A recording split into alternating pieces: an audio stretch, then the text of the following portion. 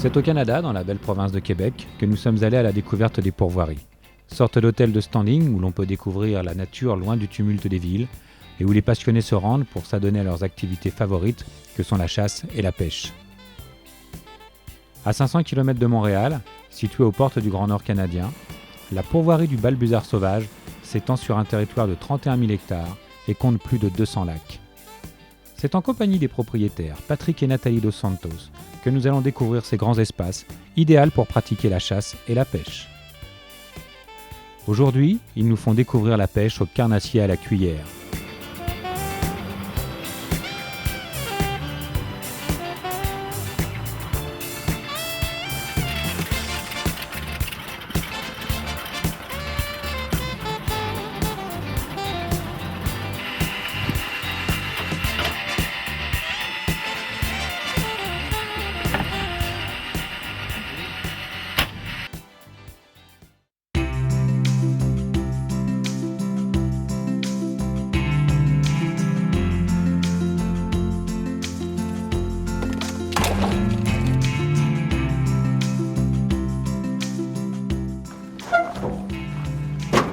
Allez, petite balade.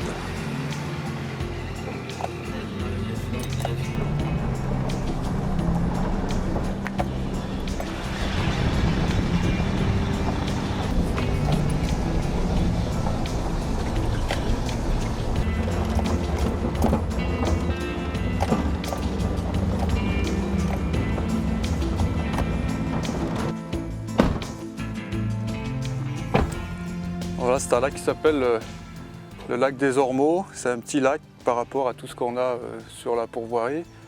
Il doit faire à peu près 2 km de long par rapport au lac principal qui fait 8 km. C'est un lac, c'est du no-kill, tous les poissons sont remis à l'eau. Et ce qui fait qu'il y a quand même pas mal de gros spécimens et on fait une bonne qualité de pêche très souvent.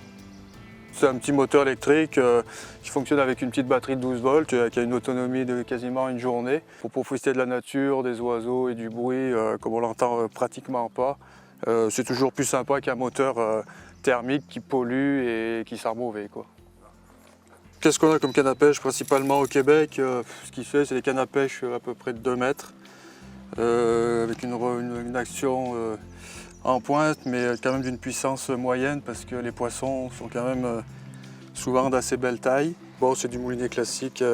Nous, on pêche beaucoup avec une tresse qui est beaucoup plus résistante qu'un nylon et avec en bout de canne un avançon en acier parce que c'est principalement des carnassiers, soit brochés ou dorés, qui est plus connu en Europe sous le nom de cendre et ça a tendance à, avec les dents très acérées, à couper le fil et on perd quasiment tous les poissons. Donc c'est pour ça qu'on met donc une tresse et puis un avançon en acier. En fin de compte, il y a plusieurs techniques de pêche au Québec.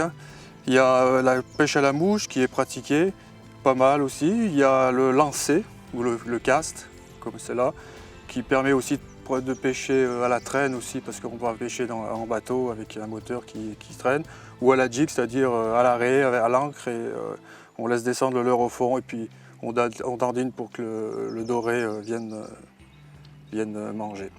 L'épuisette classique, puis les 2 pinces nécessaires pour pouvoir décrocher quand on a des très gros brochets ou pour pouvoir relâcher le poisson. Viens là. Ouais. Ouais, c'est bon. L'autre jour, j'en ai pris un monstre là. Il y a les 2 espèces principalement donc, qui sont présentes dans la zone, là, c'est-à-dire le doré et le cendre en grande quantité, et puis le brochet. La technique, mais c'est jamais acquis, c'est le poisson, c'est d'aller côté berge où le vent souffle, parce que tout ce qui est en suspension dans le lac et qui nourrit, on va dire, le poisson fourrage, les petits poissons, au gré du vent se déplace. Les principaux leurres pour la traîne et puis pour le lancer sont ce qu'il y a rien de plus classique. La marque la plus connue, c'est Rapala. Il y en a des milliers, on ne pourra pas tous les montrer. Ici, ce qui fonctionne, c'est souvent les couleurs bleues et orange, à savoir que ça peut changer en fonction du mois, du temps, du soleil. La cuillère classique. Et puis une autre sorte de poisson nageur. Rien n'est défini, hein, c'est au goût de chacun. C'est au goût de chacun. Ça aussi c'est un leurre différent, toujours du style pêcher à la traîne ou au lancer.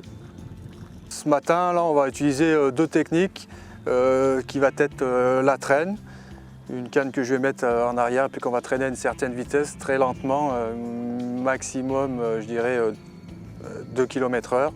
Et puis la personne qui va pêcher en avant, elle est beaucoup plus libre parce qu'elle ne se sert pas du moteur et elle n'est pas obligée de guider la barque.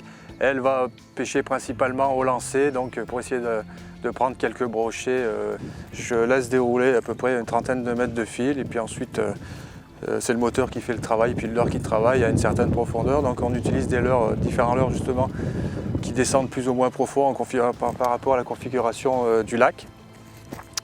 Et puis ce qu'il faut c'est descendre le plus près du fond sans toucher le fond et que les poissons se trouvent là. Puis souvent on pêche, on a un sonar que là j'ai pas, mais là le lac le connaît relativement bien, ce qui fait que je connais pratiquement les fonds, pas en totalité mais en grande partie. Mais ouais, la technique c'est quand on ne connaît pas le lac, c'est de pêcher avec un sonar, pas pour voir les poissons, même si les poissons apparaissent, hein, mais c'est surtout pour avoir la configuration du fond. Et se tenir toujours dans la fourchette des 3 à 4 mètres d'eau, parce que quand ils sont dans les grandes fosses à 10-15 mètres, c'est qu'ils sont plus actifs, ils se reposent. Donc il n'y a aucun intérêt d'aller les chercher si profond. Donc on ne pêche jamais d'ailleurs, ou quasiment jamais. Et on se tient toujours dans la bande des 4 mètres de fond, c'est pour ça qu'on se tient à peu près à 25-30 mètres du bord. C'est la technique de base.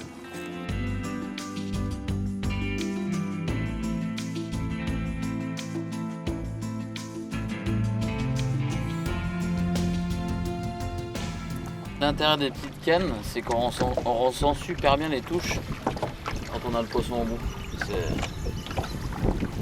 C'est prenant. Ouais, la cuillère, c'est le leurre type vraiment pour lancer parce qu'elle est plus lourde qu'un leurre à la traîne et ça permet de faire des lancers plus longs et beaucoup plus précis. Pour le brochet, c'est le leurre principal du brochet. Il faut varier suivant les couleurs. Là, on pêche avec une cuillère bleue parce que je pense en fonction de la clarté du soleil d'aujourd'hui, c'est ce qui fonctionne le mieux. Mais la vraie classique des cuillères au Québec, c'est la blanche et rouge. Celle-ci fonctionne vraiment. C'est la cuillère anti-bredouille, on va dire. Mais le brochet lui préfère, en théorie, tout ce qui est blanc et rouge avec pas mal de... ou le fluo. Que le doré n'est vraiment pas, n'aime pas du tout la même chose. Donc ça c'est ce qu'on appelle c'est la Daredevil, c'est la classique du classique au Québec. Pour tous les pêcheurs qui viennent ici, c'est celle que je recommande. Si on doit en avoir une, c'est celle-ci. Aujourd'hui c'est assez difficile à cause du vent.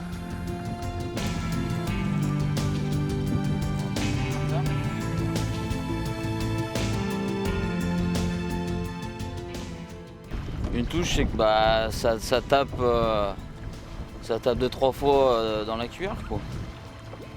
Et c'est pas dit qu'ils prennent tout de suite. Hein. Ça donne des à-coups. Là aujourd'hui ça va être dur de voir les attaques parce que le lac bouge quand même pas mal. Mais souvent, comme on jette au bord, on voit comme un sillon qui se dessine parce que le poisson démarre très vite pour attaquer le leurre. Et là on sait que le poisson arrive quand c'est des très gros. Là, ça fait comme une petite vague qui vient sur votre leurre, là c'est assez impressionnant. Mais aujourd'hui on ne le verra pas parce que malheureusement il y a beaucoup de vent. J'en ai un. Ouais, puis ça tire. Je pense qu'on a un joli poisson. Ça doit être un doré, vu les coups de tête. Non, c'est un brochet. Ouais, il reprend du fil, il a envie de se battre un peu. Bon, c'est pas le king du lac, mais...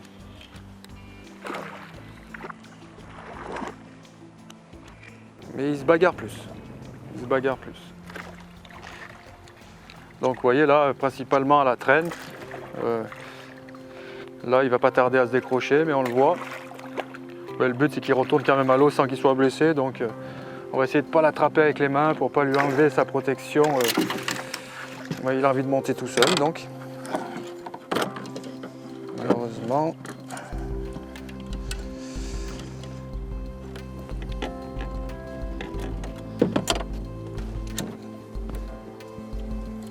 On va le décrocher assez facilement celui-ci. On le sort, on le montre à tout le monde. Et bye bye, à la prochaine. Donc voilà ce que c'est un début de perruque. Voilà, il a été gentil. Arrives-tu à le sortir, Richard? On va pas l'abîmer. Voilà, c'est un petit spécimen, mais on venait de jeter la canne, donc là la technique c'est de ne pas l'abîmer, de le prendre avec la pince, de le décrocher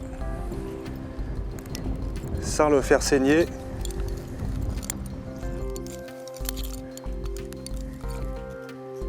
Alors la technique c'est, comme je disais, de ne pas l'abîmer. Puis si vraiment il ne veut pas ouvrir, il n'y a plus qu'une chose à faire, c'est de couper le fil et puis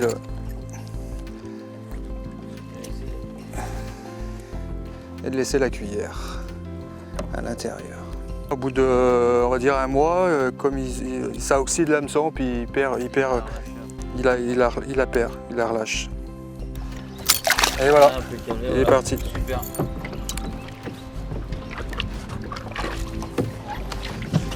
Mais Un bon, bon départ. c'est pas représentatif de ce qu'il y a dans le lac. En taille, hein. Les 70, Oh, peut-être pas tant, je dirais 60. une cinquantaine de centimètres. Les brochets d'1 mètre ou d'1,25 m, c'est autre chose que les brochets de 50 à 60, c'est plus combatif à pêcher.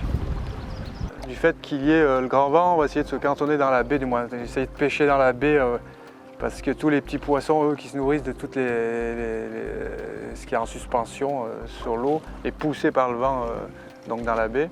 Et de par le fait que les petits poissons sont là, les gros risquent d'être dessous.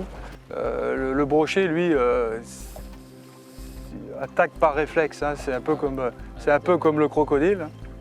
Si on lui balance, même s'il n'a pas faim, s'il a vraiment pas faim, en allant le chercher, là, ce qu'on appelle, c'est là on travaille là parce que c'est pas les conditions idéales pour en prendre. Le but c'est de vraiment balancer à l'endroit où il se trouve et que la cuillère lui tombe quasiment au-dessus de la tête. Et là souvent il attaque par réflexe et c'est là on arrive à tirer notre épingle du jeu justement en étant précis et en connaissant le milieu où peut se trouver le brochet. Et ça arrive.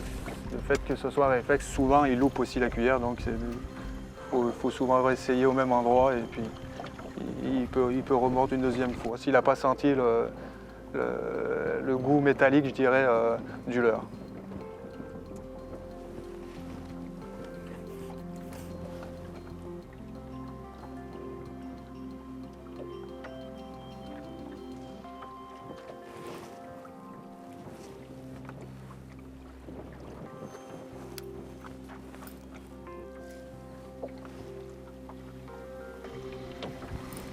On va s'écarter un peu là, on est un peu trop près.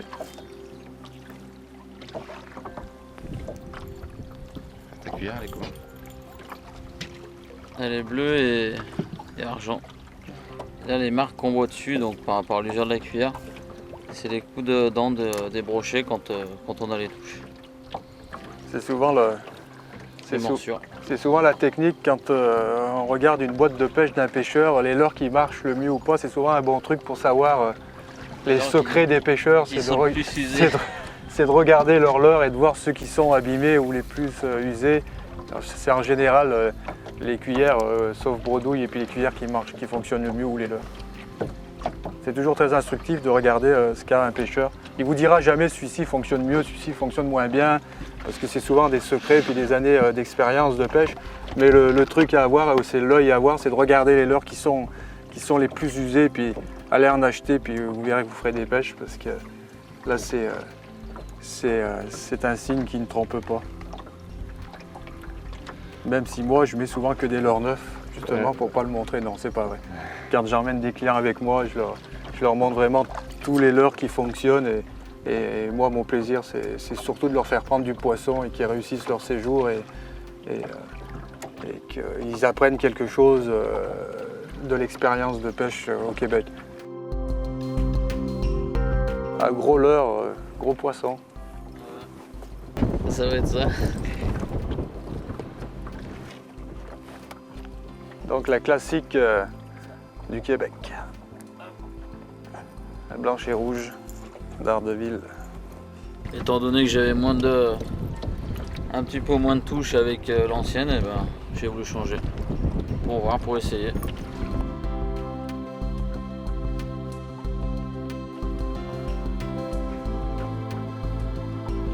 La couleur a une grosse influence sur le poisson, c'est surtout les couleurs.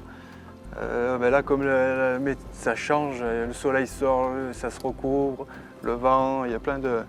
C'est assez changeant comme condition, donc il faut essayer d'autres leurres, il faut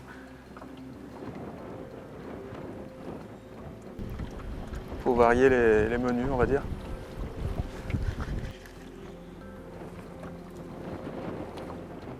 La taille aussi, il fait des jours où la même cuillère de la même couleur ne fonctionne pas à cause de la taille. Il faut passer une taille en dessous, inférieure ou plus grosse. Oui. Là c'est autre chose. Voilà. Ah non, il fait un peu pour la même taille que l'autre. Mais il est pas vilain déjà. Donc voilà. C'est parce qu'il a été pris. Attends. Il a été pris. Il a tellement attaqué violemment qu'il ne s'est pas fait, qu'il s'est pas piqué normalement. Ah il oui. est pris sur le côté. Il est pris sur le côté. En fait, il a attaqué violemment, il a dû relâcher et en poussant les 2-3 coups de queue, voilà pourquoi il s'est pris sur le côté.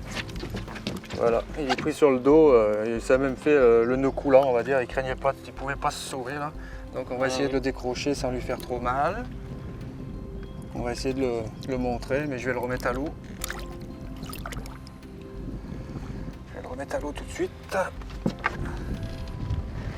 Voilà un petit brochet. Aujourd'hui c'est journée d'un petit brochet. Ils ont une protection qui leur permet que les bactéries ne rentrent pas dans leur peau et c'est comme un peu gluant.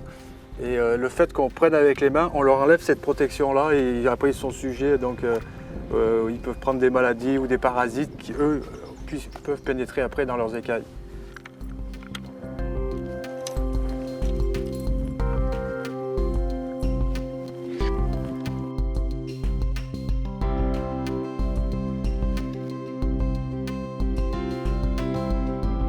Le lancer, c'est une pêche de recherche, c'est une pêche active, ça n'a rien à voir avec la traîne. Hein.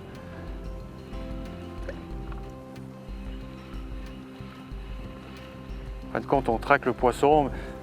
C'est très bon pour le brochet, hein, que le doré, la traîne fonctionne, mais ce n'est pas la technique la plus productive. Très difficile à se stabiliser à cause du vent, malheureusement, toujours le vent. La mouche, elle, c'est primordial que la mouche soit vraiment au bon endroit. La cuillère, on dira qu'à 20 cm près, c'est toujours productif, mais la précision, toute la différence se joue à la précision du lancer. Parce que quand on sait lire un lac ou une rivière, on sait exactement l'endroit où il faudrait jeter le leurre pour qu'il soit le plus attractif. Et donc la précision est primordiale. Souvent, ce qui fait la différence entre un très bon pêcheur et un moyen, c'est justement la précision, parce que le très bon pêcheur, lui, a l'habitude de lancer et d'être précis quasiment à chaque lancer. Et à la fin de la journée, quand on va faire le bilan de la pêche, il n'y a pas de mystère, il y a une part de chance, mais il y a une part de technique qui est très importante pour la pêche. Même si ici, chez nous, il n'y a pas besoin d'être professionnel de par, je dirais, la quantité de poissons et le nombre de lacs qui est très peu pêché. Donc les poissons sont très peu éduqués au leurre et mordent relativement plus facilement qu'ailleurs.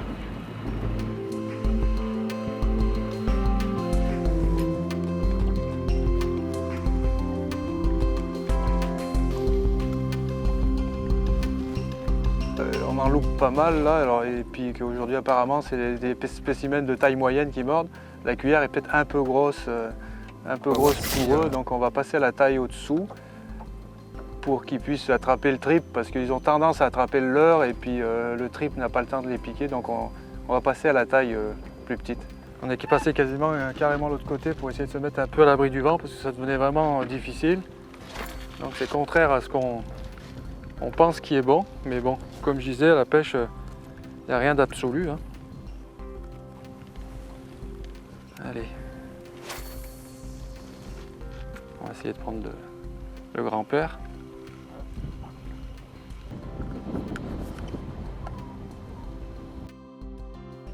Il est ferré.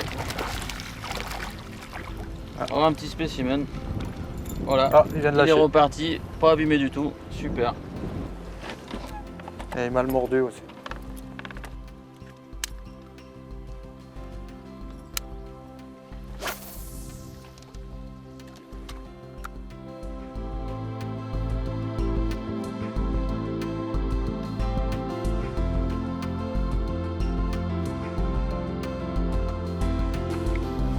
Ok. On va attaquer. Allez. Bon, ça doit être à peu près la même chose que jusqu'à présent.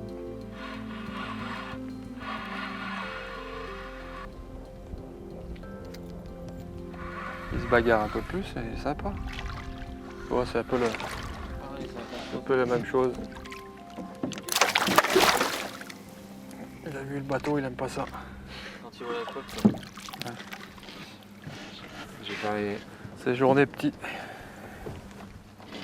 Je pêche principalement dans la zone des 4 à 6 mètres. C'est les zones où les poissons viennent se nourrir. Quand ils veulent être tranquilles, c'est-à-dire ils retournent vers le milieu du lac ou dans les fosses, et là ils descendent au fond, hein, et là ils peuvent rester dans la zone des 25-30 mètres. Mais là c'est pas la peine d'aller les chercher, ils se reposent, ils mangent pas.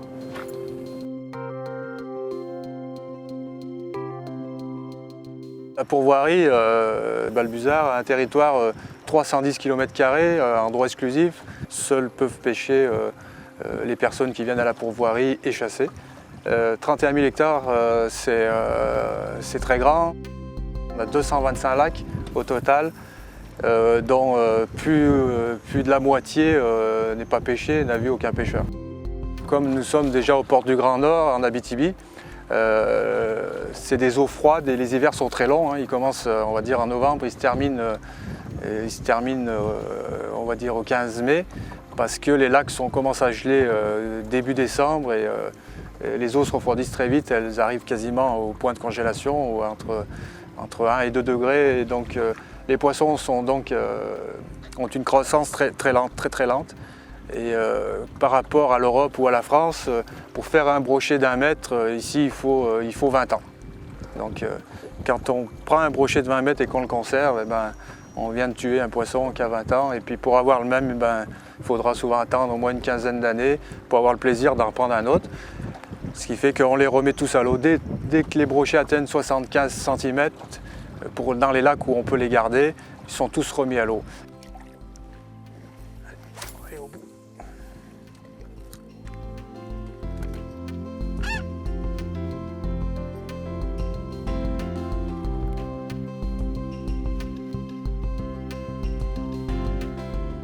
C'est comme un peu le tennis, hein. Il y a le coup droit, il y a le revers, il y a le lancer pour faire des grands lancers loin par-dessus la tête ça nous permet de lancer à 2 mains et d'avoir plus de puissance.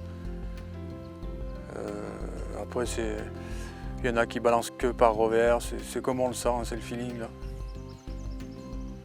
La manière de mouiner pour remonter, alors c'est quoi? Alors, c'est éviter de ramener toujours constamment, c'est varier la vitesse de récupération pour faire évoluer le leurre différemment. Mettre des petits coups de sillon pour... C'est un doré, je crois. Non, un petit brochet. Petit brochet. Impeccable. On va essayer de ne pas l'abîmer. Il est pris sur le côté, donc ça devrait être bon.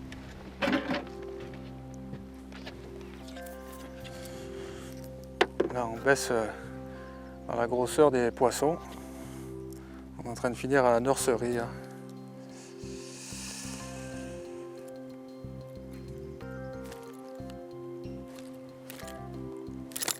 Et voilà. souvent quand on a un gros poisson qui mord, là, on a l'impression qu'on est accroché. Mais c'est là qu'il faut quand même tout le temps ferrer par précaution. C'est un doré. Tu vas prendre l'épuisette, Richard. Dépêche, dépêche. Non, ramène pas, laisse. On va le perdre. Parce que le doré, la bouche très fragile, ce qui fait qu'on ne peut pas le lever comme un brochet. Voilà un beau doré. Un beau doré bleu. Après, il faut... Il est beau celui-là. Voilà. On va essayer de se calmer. Théoriquement, quand on le prend sous le ventre, tu vois de l'avoir secoué quasiment. Là, regarde, tu vois, l'hameçon est... Là, la chose est quasiment partie. Tu la pince ? Voilà à quoi ressemble un petit spécimen, mais avec ces petits reflets bleus, là, super beau. Faut éviter de le serrer. Faut pas l'abîmer. Voilà. Avec sa dorsale épineuse. Faut faire attention parce que ça pique, c'est pas dangereux, mais ça fait des petites épines. Si on touche un peu le ventre, il se dresse.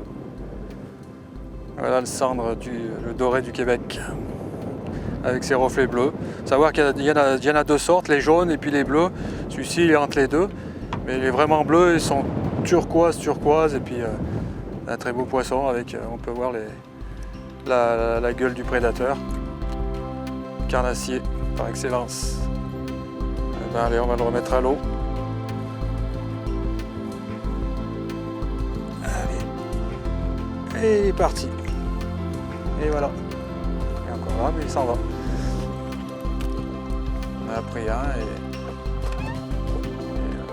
ça permet de voir à quoi ça ressemble. Même si c'est pas l'heure idéale pour pêcher ça, mais bon, il y en a qui ont toujours faim. Le doré, c'est plus le matin bonne heure, comme là il fait soleil, ou en fin de journée, juste avant la tombée de la nuit. C'est là qu'il doit y avoir peut-être 4 pêcheurs dans la saison. C'est pas les voisins qui nous embêtent.